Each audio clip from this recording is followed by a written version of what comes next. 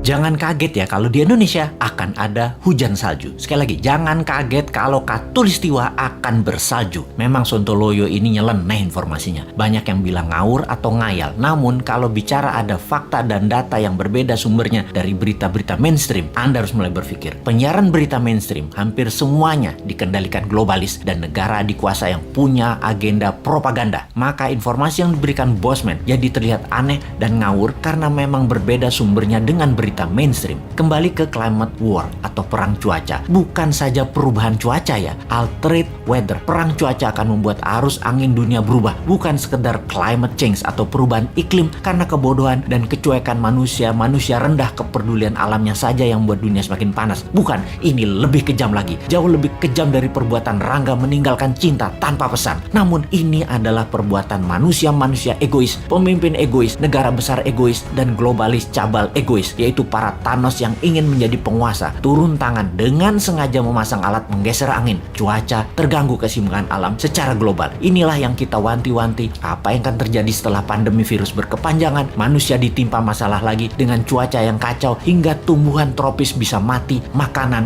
bisa langka. Food war terjadi setelah climate war. Kali ini efeknya lebih mematikan dari pandemi COVID. Center ekuator bergeser, tengah bumi bergeser terhadap matahari. Dunia koplak sampai manusia sadar bahwa kita punya common enemy atau musuh bersama, yaitu alam yang tidak dipelihara. Seperti tubuh manusia tidak dipelihara di usia senja, berbagai penyakit dideritanya. Ternyata sahabat, ada fakta lain kalau kita ingin membalik semua keadaan tersebut. Banyak buktinya. Misalnya, ada seseorang di usia 65 tahun baru mulai hidup sehat. Di usia 80 tahun usia biologisnya, tetapi body age-nya seperti orang berumur 30 tahunan karena dirawat dengan baik walaupun mulainya dari umur 65. Dia makan sehat, olahraga, dan lain sejenisnya. Sekali, padahal selama 65 tahun hidupnya berantakan, namun ketika diputuskan berubah 180 derajat, balik arah, semua bisa jadi muda lagi, sehat lagi. Dunia pun sama. Selama ini dunia tidak dirawat oleh manusia, maka penyakit bumi itu banyak. Hal inilah yang membuat bumi menua dengan cepat dan menjadi renta. Tapi bukan tidak bisa disembuhkan. Bisa, selama kita semua sepakat berjuang memperbaiki. Indonesia di tahun 2045 adalah pemimpin yang akan memimpin perbaikan alam dunia ini semua. Untuk itu, New Mind selama 24 tahun ke depan hingga tahun 2045 akan pegang kendali utuh, menyelesaikan masalah dalam negeri dan luar negeri, menyetop kegilaan Amerika dan Tiongkok, serta menyetop globalis cabal. Ini bukan impian kosong. Ini mungkin impian segelintir orang awalnya. Namun ketika 1 juta orang percaya, akan jadi collective belief. Ketika 10 juta orang pertama, kekuatan keyakinan makin besar. Dan ketika 100 juta orang percaya, maka Indonesia akan bergetar. Ketika 270 juta orang Indonesia percaya, Indonesia menang. Dan ketika 1 miliar manusia percaya, dunia semakin sehat. Ketika 5 miliar manusia sepakat, maka dunia damai selamanya. Saat ini silahkan kalian percaya dengan pejabat yang mendukung penyedot nikel dari tanah air tercinta ini hingga 3 tahun ke depan supaya musnah cadangan nikelnya. Silahkan dukung. Tapi kalau mau Indonesia baru,